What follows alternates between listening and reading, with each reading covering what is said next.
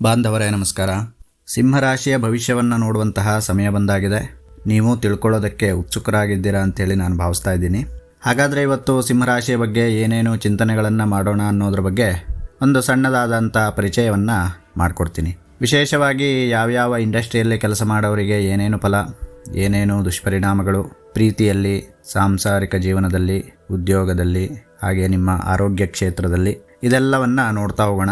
ಹಾಗೆ ಇನ್ನೂ ವಿಶೇಷವಾದಂತಹ ಚಿಂತನೆ ಇವತ್ತು ಏನು ಮಾಡ್ತಾ ಇದ್ದೀವಿ ಅಂತಂದರೆ, ಜುಲೈ ತಿಂಗಳಲ್ಲಿ ಸಿಂಹರಾಶಿಯವರ ಗ್ರಹಗಳ ಗೋಚರ ಸ್ಥಿತಿ ಯಾವ ರೀತಿಯಾಗಿದೆ, ಯಾವ್ಯಾವ ಮನೆಯಲ್ಲಿ ಯಾವ್ಯಾವ ರೀತಿಯಾದಂತಹ ಗ್ರಹಗಳಿದೆ, ಯಾವ ಭಾವದಲ್ಲಿದೆ, ಅದರಿಂದ ನಿಮಗೆ ಏನೆಲ್ಲ ಪರಿಣಾಮಗಳು ಬೀರ್ತಾ ಹೋಗುತ್ತೆ, ಸಕಾರಾತ್ಮಕ ಪರಿಣಾಮಗಳೇನು, ಹಾಗೆ ಎಚ್ಚರಿಕೆಯನ್ನು ತಗೊಳ್ಳುವಂತಹ ಪರಿಣಾಮಗಳೇನು, ಗ್ರಹಶಾಂತಿ ಮತ್ತು ಶಕ್ತಿಯ ಪರಿಕಲ್ಪನೆಯ ಬಗ್ಗೆಯೂ ಕೂಡ ನಾವು ನಿಮಗೆ ತಿಳಿಸ್ಕೊಡ್ಲಿಕ್ಕಿದ್ದೇನೆ. ಹಾಗಾಗಿ ಇದು ಒಂದು ವಿಶೇಷ ರೀತಿಯಾದಂತಹ ವಿಡಿಯೋ ಆಗಿರುತ್ತೆ ಅಂತಲೇ ನಿಮಗೆ ಹೇಳ್ಬೋದು. ಹಾಗಾಗಿ ವಿಡಿಯೋವನ್ನು ಕೊನೆ ತನಕ ನೋಡಿ, ಸರಿಯಾಗಿ ಇದರ ಬಗ್ಗೆ ತಿಳ್ಕೊಳ್ಳಿ. ಹಾಗೆ ಕೊನೆಯಲ್ಲಿ ನಿಮಗೆ ಯಾವ ಪರಿಹಾರವನ್ನು ಮಾಡ್ಕೊಳ್ಬಹುದು, ಯಾವ ದೇವರ ಅನುಗ್ರಹವನ್ನು ನೀವು ಪಡಿಬೇಕು, ಇದೆಲ್ಲವನ್ನು ನಾನು ಸವಿವರವಾಗಿ ತಿಳಿಸ್ಕೊಡ್ತೀನಿ. ಅದಕ್ಕೂ ಮೊದಲು ಬಾಂಧವರೇ, ನಮ್ಮ ಚಾನಲನ್ನು ಸಬ್ಸ್ಕ್ರೈಬ್ ಮಾಡಿ, ನಮ್ಮೆಲ್ಲ ವಿಡಿಯೋಗಳನ್ನು ನಿಮ್ಮವರಿಗೆ ಶೇರ್ ಮಾಡಿ ಅಂತೇಳಿ ಹೇಳ್ತಾ ಬನ್ನಿ ವಿಡಿಯೋವನ್ನು ಶುರು ಮಾಡೋಣ. ಸಿಂಹರಾಶಿಯ ಭವಿಷ್ಯ. ನಿಮಗೆ ಸೂರ್ಯನ ಪ್ರಭಾವ ಅನ್ನುವಂಥದ್ದು ಶಕ್ತಿಶಾಲಿಯಾಗಿದೆ. ಇದರಿಂದಾಗಿ ನೀವು ಕೂಡ ಶಕ್ತಿಶಾಲಿಯಾಗಿ, ಧೈರ್ಯವಂತರಾಗಿ, ನಾಯಕತ್ವದ ಗುಣದಿಂದ ನೀವು ಮೆರೆಯುವಂತಹ ವ್ಯಕ್ತಿಗಳಾಗಿದ್ದೀರ. ಇದರಿಂದ ನಿಮ್ಮ ಚಿಂತನೆ ಸೃಜನಾತ್ಮಕವಾಗಿರುತ್ತೆ. ಕೆಲಸದ ಪ್ರತಿಯೊಂದು ಅಂಶದಲ್ಲೂ ಕೂಡ ನಿಮ್ಮನ್ನು ನೀವು ಪ್ರಭಾವವನ್ನು ಮೂಡಿಸೋದಕ್ಕೆ ನಿಮಗೆ ಸುಲಭವಾಗುತ್ತೆ. ಹಾಗೆ ದಿನಾಂಕಗಳ ಪ್ರಭಾವವನ್ನು ಮೊದಲನೇದಾಗಿ ನೋಡೋಣ. ಸೂರ್ಯನ ಸಂಚಾರ ಸ್ಥಿತಿ ಜುಲೈ 16ರಿಂದ ಕರ್ಕರಾಶಿಯಿಂದ ಸಿಂಹರಾಶಿಗೆ ಪ್ರವೇಶ. ಇದು ಅದ್ಭುತವಾದಂತಹ ಘಟನೆ ಅಂತಲೇ ನಿಮ್ಗೆ ಹೇಳ್ಬೋದು. ಜುಲೈ 16ರಿಂದ ನಿಮಗೆ ವಿಶೇಷವಾದಂತಹ ಶಕ್ತಿ, ನಿಮ್ಮಲ್ಲಿ ನಿಮ್ಮ ಆತ್ಮವಿಶ್ವಾಸವನ್ನು ಹೆಚ್ಚುತ್ತೆ. ಹಾಗೆ ನಾಯಕತ್ವದ ಗುಣವನ್ನು ಕೂಡ ನಿಮ್ಮಲ್ಲಿ ನೀವು ಬೆಳೆಸ್ಕೊಳ್ಳೋದಕ್ಕೆ ಇದು ಸಹಾಯ ಆಗುತ್ತೆ ನಿಮಗೆ. ಆದರೆ ಶನಿ ತೃತೀಯ ದೃಷ್ಟಿಯಲ್ಲಿದ್ದಾನೆ. ಷಷ್ಠಮ ಸ್ಥಾನದಲ್ಲಿ ಶನಿಯ ದೃಷ್ಟಿ ಆರೋಗ್ಯದ ಬಗ್ಗೆ ಸಣ್ಣ ಪುಟ್ಟದಾದಂತಹ ಕೊರತೆಗಳು ಬರಬಹುದು. ಅದರ ಬಗ್ಗೆ ಮುಂದೆ ನೋಡೋಣ. ಹಾಗೆ ಗುರುದರ್ಶನವೂ ಕೂಡ ಇದೆ. ಲಾಭಸ್ಥಾನದಲ್ಲಿ ಗುರುವಿನ ವಾಸ. ಇದರಿಂದ ಧನಲಾಭ, ತೀರ್ಥಯಾತ್ರೆಯ ಯೋಗ ಇದೆಲ್ಲವೂ ಕೂಡ ನಡೆಯುತ್ತೆ. ಚಂದ್ರನ ಸಂಚಾರದ ಪ್ರಭಾವ ಯಾವಾಗ ಜುಲೈ 10, 17, 20ರಂದು ವಿಶೇಷವಾದಂತಹ ಪರಿಣಾಮಗಳು ಬೀರುವಂತಹ ಸಮಯ. ನಿಮ್ಮ ಮನಸ್ಸಿನ ಮೇಲೆ, ನಿಮ್ಮ ದೇಹದ ಮೇಲೆ ಮನಸ್ಸು ಚಂಚಲವಾಗುವಂತಹ ಸಮಯ. ಹಾಗಾಗಿ ಈ ದಿನಗಳಲ್ಲಿ ನಿಮ್ಮನ್ನು ನೀವು ನಿಮ್ಮ ಮನಸ್ಸನ್ನು ಹತೋಟಿಯಲ್ಲಿಟ್ಕೊಳ್ಳೋದು ಒಳ್ಳೆಯದು. ಇನ್ನು ದಶಾಭುಕ್ತಿಯ ಪ್ರಭಾವವನ್ನು ನೋಡೋದಾದರೆ, ರಾಹುದಶೆ, ಗುರುಭುಕ್ತಿ ಯಾರ್ಯಾರಿಗೆ ನಡೀತಾ ಇದೆ ಅಂಥೇಳಿ ನಿಮ್ಮ ಜಾತಕದ ಪರಿಶೀಲನೆಯನ್ನು ಮಾಡಿಕೊಳ್ಬೇಕಾಗತ್ತೆ. ಇದರಲ್ಲಿ ರಾಹುದಶೆ, ಗುರುಭುಕ್ತಿ ಇರುವವರಿಗೆ ತತ್ಕ್ಷಣವಾಗಿ ಕೆಲಸದ ಬದಲಾವಣೆ ಅಥವಾ ಸ್ಥಳ ಬದಲಾವಣೆಯ ಅವಕಾಶಗಳು ಬರ್ಬೋದು. ಹೊಸ ಉದ್ಯೋಗದ ಸೂಚನೆಯೂ ಕೂಡ ಇದರಿಂದ ತೋರಿಸುತ್ತೆ. ಇನ್ನು ಶನಿ ಮಂಗಳ ಭುಕ್ತಿಯಲ್ಲಿರುವವರಿಗೆ ಒತ್ತಡದ ಸಮಯ ಆಗಿರುತ್ತೆ ಸ್ವಲ್ಪ. ಆದರೂ ಕೂಡ ಶ್ರದ್ಧೆಯಿಂದ ಕೆಲಸ ಮಾಡಿದರೆ, ಸ್ವಲ್ಪ ಹೆಚ್ಚಿನದಾದಂತಹ ಕೆಲಸವನ್ನು ನೀವು ತೋರಿಸಿದರೆ, ಸೂರ್ಯನ ಮತ್ತು ಗುರುವಿನ ಅನುಗ್ರಹದಿಂದ ನೀವು ಫಲವನ್ನು ಪಡೆಯೋದಕ್ಕೆ ಸಾಧ್ಯ ಆಗುತ್ತೆ.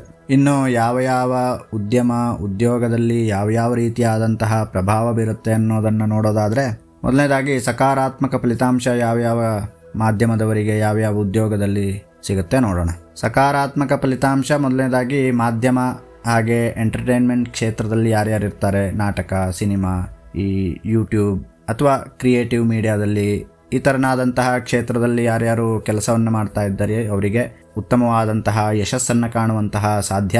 ಹಾಗಾಗಿ ನಿಮ್ಮ ಕ್ರಿಯಾಶೀಲತೆಯನ್ನು ಮೆರೆಸಿ, ಇಲ್ಲಿ ನಿಮ್ಮ ಕ್ರಿಯಾಶೀಲತೆ ಮೆರೆಯೋದಕ್ಕೆ ಉತ್ತಮವಾದಂತಹ ಅವಕಾಶ ಸಿಗುತ್ತೆ. ಶಿಕ್ಷಣ ಮತ್ತು ತರಬೇತಿ, ಇಲ್ಲಿ ಶಿಕ್ಷಕರು ಇರ್ಬೋದು, ಟ್ರೈನರ್ಗಳಿರ್ಬೋದು ಅಥವಾ ವಿದ್ಯಾರ್ಥಿಗಳೇ ಇರ್ಬೋದು. ಈ ತಿಂಗಳಲ್ಲಿ ಉತ್ತಮವಾದಂತಹ ಬೆಳವಣಿಗೆಗೆ ಸಾಧ್ಯ ಆಗತ್ತೆ. ಶಿಕ್ಷಣ ಮತ್ತು ತರಬೇತಿ ಕ್ಷೇತ್ರದಲ್ಲಿರುವವರಿಗೂ ಕೂಡ ಯಾವುದೇ ರೀತಿಯಾದಂತಹ ಚಿಂತೆಗಳು ಬೇಡ. ಹಾಗೆ ಹೋಟೆಲ್ಗಳು ಮತ್ತು ಪ್ರವಾಸೋದ್ಯಮದ ಒಂದು ಕ್ಷೇತ್ರದಲ್ಲಿರುವವರಿಗೆ ಗ್ರಾಹಕರಿಂದ ನಿಮಗೆ ಉತ್ತಮವಾದಂತಹ ಪ್ರತಿಕ್ರಿಯೆಯನ್ನು ಪಡಿಬಹುದು. ಹೆಚ್ಚಿನ ಒಂದು ಗ್ರಾಹಕರ ಆಗಮನ ನಿಮಗೆ ಸಿಗಬಹುದು ಅಂತಲೇ ಹೇಳ್ಬೋದು. ಸಿಂಹರಾಶಿಯ ಸರ್ಕಾರಿ ಉದ್ಯೋಗವನ್ನು ಯಾರ್ಯಾರು ಮಾಡ್ತಾ ಇದ್ದೀರಾ, ಬಹುಮುಖ್ಯವಾದಂತಹ ಪರೀಕ್ಷೆಗಳಿರ್ಬೋದು ಅಥವಾ ಅರ್ಜಿ ಸಲ್ಲಿಕೆ ಇರ್ಬೋದು, ಅದರಿಂದ ನಿಮಗೆ ಉತ್ತಮವಾದಂತಹ ಲಾಭವನ್ನು ಪಡೆಯೋದಕ್ಕೆ ಸಾಧ್ಯ ಆಗುತ್ತೆ. ಆ ಕ್ಷೇತ್ರದಲ್ಲಿರುವವರು ಹೊಸ ಒಂದು ಬೆಳವಣಿಗೆಯನ್ನು ನೋಡ್ತಾ ಇರುವವರಿಗೆ ಇದು ಸಹಾಯಕ ಆಗುತ್ತೆ. ಹಾಗೆ ಯಾವ ಯಾವ ಕ್ಷೇತ್ರದಲ್ಲಿ ಸಾವಧಾನಕತೆಯ ಅವಶ್ಯವಿದೆ ಅನ್ನೋದನ್ನು ನೋಡೋದಾದರೆ ಈ ಆರ್ಥಿಕ ಲೆಕ್ಕಪತ್ರ ಅಥವಾ ಬಂಡವಾಳ ಹೂಡಿಕೆ ಈ ಎಲ್ಲ ಕ್ಷೇತ್ರದವರಿಗೆ ಉನ್ನತ ಮಟ್ಟದ ಪರಿಶೀಲನೆ ಅಗತ್ಯವಾಗಿರುತ್ತೆ. ತತ್ಕ್ಷಣದಲ್ಲಿ ನಿರ್ಧಾರವನ್ನು ತೆಗೆದುಕೊಳ್ಳೋದು ನಿಮಗೆ ಒಳ್ಳೆಯದಲ್ಲ ಅಂತೇಳಿ ಹೇಳ್ಬೋದು. ಅದಕ್ಕೋಸ್ಕರವಾಗಿ ಯಾವುದೇ ಕೆಲಸ ಮಾಡುವಾಗ ಸ್ವಲ್ಪ ಪರಿಶೀಲನೆ ಮಾಡಿ ಚಿಂತನೆಯನ್ನು ಮಾಡಿಕೊಂಡು ಮುಂದುವರಿಸಿ. ಆಯುರ್ವೇದ, ಔಷಧೀಯ ಉದ್ಯಮ ಇದೆಲ್ಲ ಕೆಲಸವನ್ನು ಮಾಡ್ತಾ ಇರುವವರಿಗೆ ಮಾರಾಟದಲ್ಲಿ ಸ್ವಲ್ಪ ಅಡ್ಡಿಗಳು ಸಂಭವಿಸಬಹುದು ಅಂತೇಳಿ ಕಾಣಿಸುತ್ತೆ. ಸ್ವಲ್ಪ ನಿಧಾನಗತಿಯ ವ್ಯವಹಾರಗಳು ನಡೆಯುವಂಥದ್ದು ಇಲ್ಲಿ ಕಾಣಬಹುದು. ಹಾಗೆ ಆರ್ಥಿಕ ಸ್ಥಿತಿಯನ್ನು ನೋಡೋದಾದರೆ ನಿಮಗೆ ಧನಕೋಶದಲ್ಲಿ ತುಂಬ ಚಲನವಲನಗಳು ಕಾಣಿಸುತ್ತೆ. ಕೆಲವೊಂದು ಅನಿರೀಕ್ಷಿತ ಖರ್ಚುಗಳು ಕಂಡುಬರಬಹುದು. ಆದರೆ ಹೊಸ ಆದಾಯದ ಮಾರ್ಗಗಳು ಕೂಡ ನಿಮಗೆ ತೆರೆದುಕೊಳ್ಳುತ್ತೆ. ಆರ್ಥಿಕ ಸ್ಥಿತಿಯಲ್ಲಿ ಯಾವುದೇ ರೀತಿಯಾದಂತಹ ತೊಂದರೆಗಳು ಅಷ್ಟೊಂದು ಕಾಣಿಸೋದಿಲ್ಲ. ಹಾಗೆ ಖರ್ಚುಗಳನ್ನು ಮಾಡುವಾಗ ಸ್ವಲ್ಪ ಎಚ್ಚರಿಕೆಯನ್ನು ವಹಿಸಿ. ಹೂಡಿಕೆ ಮಾಡ್ತಾ ಇರುವವರು ಸ್ವಲ್ಪ ಮಧ್ಯಮ ಅವಧಿಯ ಯೋಜನೆಯನ್ನು ಹಾಕ್ಕೊಂಡು ಹೂಡಿಕೆಯನ್ನು ಮಾಡಿದರೆ ಉತ್ತಮ. ದಾಂಪತ್ಯದಲ್ಲಿ ಹೆಚ್ಚಿನದಾದಂತಹ ಶುಭ ಲಾಭ ಇದೆ. ಸಂಗಾತಿಯೊಂದಿಗೆ ಸಂತೋಷದ ಕ್ಷಣಗಳು, ಪ್ರೀತಿಯ ಯೋಗ ನಿಮಗಿಲ್ಲಿ ಸಿಗುತ್ತೆ. ಪ್ರೇಮಿಗಳಿಗೆ ಸಂಬಂಧವನ್ನು ಗಂಭೀರವಾಗಿ ಪರಿಗಣಿಸುವ ಸಮಯ ಇದು. ವಿವಾಹ ಚರ್ಚೆಗಳಿಗೆ ಉತ್ತಮವಾದಂತಹ ಯೋಗ ಅಂತೇಳಿ ಕಂಡು ಬರುತ್ತೆ. ಹಾಗಾಗಿ ಇದರಲ್ಲಿ ಸ್ವಲ್ಪ ವಿಚಾರವನ್ನು ಮಾಡಿಕೊಂಡು ಮುಂದೆ ಏನು ಮಾಡಬೇಕು ಅನ್ನೋದನ್ನು ನಿರ್ಧಾರ ಮಾಡಿಕೊಂಡು ಮುಂದುವರೆದ್ರೆ ಒಳ್ಳೆಯದು. ಆರೋಗ್ಯ ಕ್ಷೇತ್ರವನ್ನು ನೋಡೋಣ. ಸೂರ್ಯನ ಪ್ರಭಾವ ಇದರಿಂದ ನಿಮ್ಮ ಮಾನಸಿಕ ಶಕ್ತಿ ಉತ್ತಮವಾಗಿರುತ್ತೆ. ಯಾವುದೇ ರೀತಿಯಾದಂತಹ ದೊಡ್ಡ ಸಮಸ್ಯೆಗಳು ನಿಮಗೆ ಕಾಣಿಸೋದಿಲ್ಲ. ಹಿಂದಿನಿಂದ ಏನು ಸಮಸ್ಯೆಯನ್ನು ಅನುಭವಿಸ್ತಾ ಬಂದವರು ಇರ್ತೀರ, ಅಂದರೆ ಬೆನ್ನು ನೋವು ಇರ್ಬೋದು, ರಕ್ತದೊತ್ತಡ ಇರ್ಬೋದು, ತುಂಬ ಹಿಂದಿನಿಂದ ಹೊಟ್ಟೆಯ ಸಮಸ್ಯೆ ಇರ್ಬೋದು, ನೀವು ಸ್ವಲ್ಪ ಎಚ್ಚರಿಕೆಯನ್ನು ವಹಿಸಬೇಕಾಗತ್ತೆ. ಯೋಗ, ಪ್ರಾಣಾಯಾಮ ಇದೆಲ್ಲವನ್ನು ಮಾಡಿಕೊಂಡು ಬರಲೇಬೇಕು. ಪ್ರತಿನಿತ್ಯವಾಗಿ ಒಂದು 15 ನಿಮಿಷನೋ ಅರ್ಧ ಗಂಟೆನೋ ಯೋಗಕ್ಕೋಸ್ಕರ, ಪ್ರಾಣಾಯಾಮಕ್ಕೋಸ್ಕರ ಮುಡಿಪಾಗಿಟ್ಟರೆ ಏನೂ ತಪ್ಪಿಲ್ಲ. ನಿಮ್ಮ ಆರೋಗ್ಯಕ್ಕೋಸ್ಕರವಾಗಿಯೇ ನೀವು ಇದನ್ನೆಲ್ಲ ಮಾಡುವಂಥದ್ದು. ಹಾಗಾಗಿ ದಿನನಿತ್ಯದ ಚಟುವಟಿಕೆಗಳಲ್ಲಿ ಇದನ್ನು ಒಂದು ಪ್ರಮುಖ ಪಾತ್ರವಾಗಿ ನೀವು ಪರಿಗಣಿಸ್ಕೊಳ್ಬೇಕಾಗತ್ತೆ. ಇನ್ನು ಗ್ರಹಗಳ ಗೋಚರ ಸ್ಥಿತಿಯನ್ನು ನಾವು ನೋಡ್ತಾ ಹೋಗೋಣ. ಸೂರ್ಯ ಜುಲೈ 1ರಿಂದ ಜುಲೈ 15 ತನಕ ಕಟಕ ರಾಶಿಯಲ್ಲಿರ್ತಾನೆ, 12ನೇ ಭಾವದಲ್ಲಿ. ಜುಲೈ 16ರಿಂದ ಸಿಂಹರಾಶಿಗೆ ಪ್ರವೇಶವನ್ನು ಮಾಡ್ತಾನೆ, 1ನೇ ಭಾವದಲ್ಲಿರ್ತಾನೆ. ಹಾಗೆ ಚಂದ್ರನೂ ಕೂಡ ನಿಮ್ಮ ರಾಶಿಯಲ್ಲಿ ಸಂಚಾರವನ್ನು ಮಾಡ್ತಾ ಇರ್ತಾನೆ. ಮಂಗಳ ಮೇಷರಾಶಿಯಲ್ಲಿರ್ತಾನೆ, ಬುಧ ಕಟಕ ರಾಶಿಯಲ್ಲಿರ್ತಾನೆ, ಗುರು ಮೀನರಾಶಿಯಲ್ಲಿರ್ತಾನೆ. ಹಾಗೆ ಶನಿ ಕುಂಭರಾಶಿಯಲ್ಲಿರ್ತಾನೆ, ರಾಹು ಧನು ರಾಶಿಯಲ್ಲಿ, ಶುಕ್ರ ಸಿಂಹರಾಶಿ ಹಾಗೆ ಕನ್ಯಾ ರಾಶಿಯಲ್ಲಿರ್ತಾನೆ. ಸಿಂಹರಾಶಿಯಲ್ಲಿ 1ನೇ ಭಾವದಲ್ಲಿ ಶುಕ್ರ ಇರ್ತಾನೆ.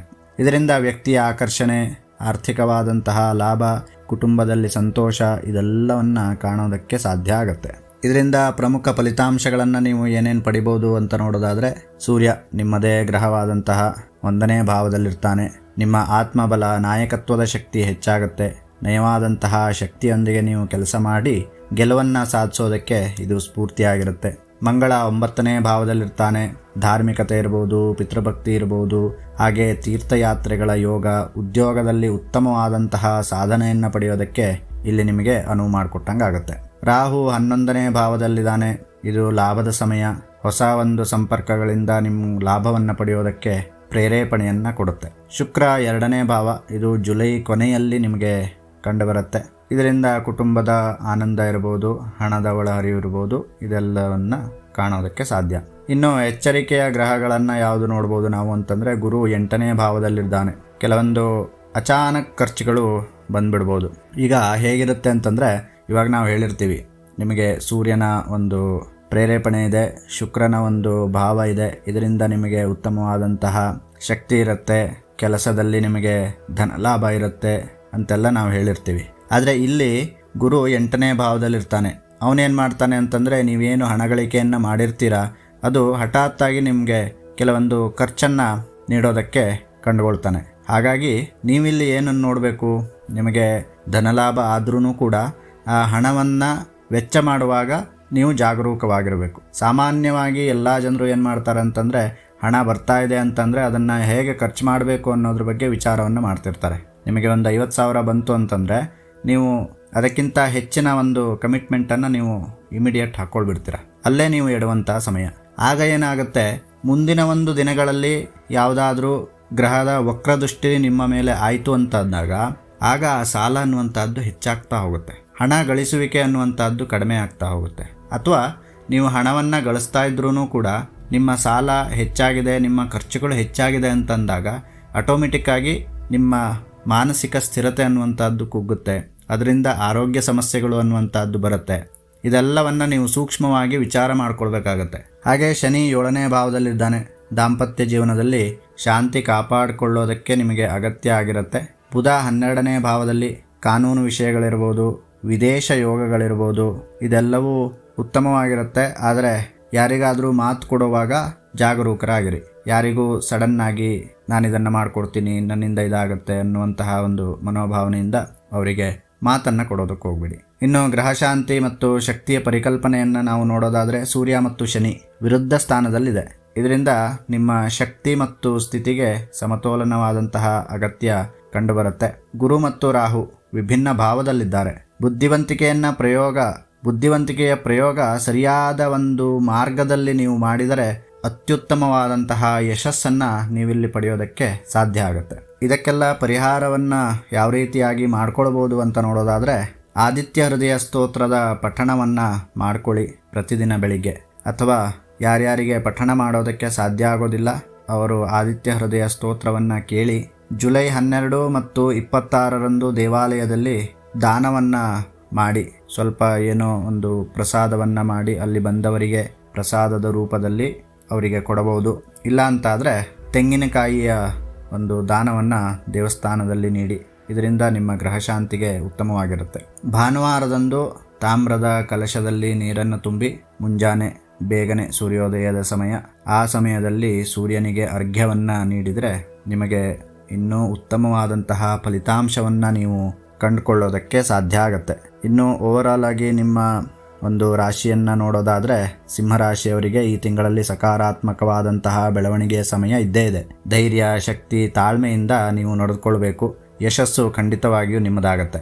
ಜೀವನದ ಗುರಿಯನ್ನು ಸಾಧಿಸೋದಕ್ಕೆ ಇದು ಸರಿಯಾದಂತಹ ಸಮಯ. ಹಾಗಾಗಿ ಸಮಯದ ವ್ಯರ್ಥವನ್ನು ಮಾಡಿಕೊಳ್ಬೇಡಿ. ಅನಾವಶ್ಯಕವಾಗಿ ಬೇರೆ ಬೇರೆ ಚಿಂತೆಗಳನ್ನು ಮಾಡೋದನ್ನು ಸೈಡಿಗಿಡಿ. ಕಾರ್ಯಪ್ರವೃತ್ತರಾಗಿ ಯಾವುದೇ ಒಂದು ವಿಷಯದಲ್ಲಾದರೂ ಅದನ್ನು ಕೆಲಸದ ರೂಪದಲ್ಲಿ ನಡೆಸ್ಕೊಂಡು ಹೋಗೋದಕ್ಕೆ ಪ್ರಚೋದನೆಯನ್ನು ತಂದ್ಕೊಳ್ಳಿ. ಗ್ರಹಗಳ ಚಲನೆ ನಿಮ್ಮನ್ನು ಬೆಂಬಲವನ್ನಾಗಿ ನೀಡುತ್ತೆ. ನಿಮ್ಮ ಶ್ರಮವೇ ಇಲ್ಲಿ ಫಲಿತಾಂಶಕ್ಕೆ ಕೀಲಿಕೆಯಾಗಿರುತ್ತೆ ಅಂತೇಳಿ ಹೇಳ್ಬೋದು. ಬಾಂಧವರೇ, ಸಿಂಹರಾಶಿಯ ಸಂಪೂರ್ಣವಾದಂತಹ ಭವಿಷ್ಯವನ್ನು ನೀವೆಲ್ಲ ತಿಳ್ಕೊಂಡಿರ್ತೀರ. ಈ ವಿಡಿಯೋ ನಿಮಗೆಲ್ಲರಿಗೂ ಇಷ್ಟ ಆಗುತ್ತೆ ಅಂಥೇಳಿ ಅಂದ್ಕೊಂಡಿದ್ದೀನಿ. ಹಾಗಾಗಿ ಕೇವಲ ಜ್ಯೋತಿಷ್ಯವನ್ನು ಕೇಳೋದೊಂದೇ ಅಲ್ಲ, ಅಲ್ಲಿ ಹೇಳಿದಂತಹ ಮಾರ್ಗವನ್ನು ಅನುಸರಿಸಿ ಪರಿಹಾರವನ್ನು ಏನು ಹೇಳಿದೀವೋ ಇದೆಲ್ಲ ಸುಲಭ ಪರಿಹಾರ ಆಗಿರುತ್ತೆ ನಿಮಗೆ. ಇದರಲ್ಲಿ ನಿಮ್ಮ ಸಮಯವನ್ನು ಕೊಡೋದಿರುತ್ತೆ ಹೊರತು ಯಾವುದೇ ಹಣವನ್ನು ವ್ಯರ್ಥ ಮಾಡಿ ಅಥವಾ ಹಣವನ್ನು ಖರ್ಚು ಮಾಡಿ ಮಾಡುವಂತಹ ಪರಿಹಾರಗಳಲ್ಲ ಇವೆಲ್ಲ. ಪ್ರತಿಯೊಬ್ಬರೂ ಇದನ್ನು ಖಂಡಿತವಾಗಿಯೂ ಮಾಡ್ಕೊಳ್ಬೋದು. ಏನು ಕಷ್ಟಕರವಾದಂತಹ ಕೆಲಸ ಅಲ್ಲ. ಹಾಗಾಗಿ ಇದನ್ನೆಲ್ಲ ಮಾಡಿಕೊಂಡು ನಿಮ್ಮ ಜೀವನವನ್ನು ಸರಿಯಾದ ರೀತಿಯಲ್ಲಿ ರೂಪಿಸ್ಕೊಳ್ಳಿ. ಇರುವಂತಹ ಒಳ್ಳೆಯ ಅವಕಾಶವನ್ನು ಉಪಯೋಗಿಸ್ಕೊಳ್ಳಿ. ಹಾಗೆ ನಮ್ಮ ಚಾನಲನ್ನು ಸಬ್ಸ್ಕ್ರೈಬ್ ಮಾಡೋದನ್ನು ಮರಿಬೇಡಿ.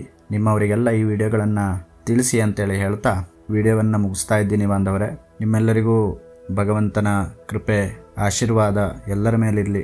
ಸರ್ವೇ ಜನಾಃ ಸುಖಿನೋ ಭವಂತು. ಧನ್ಯವಾದಗಳು.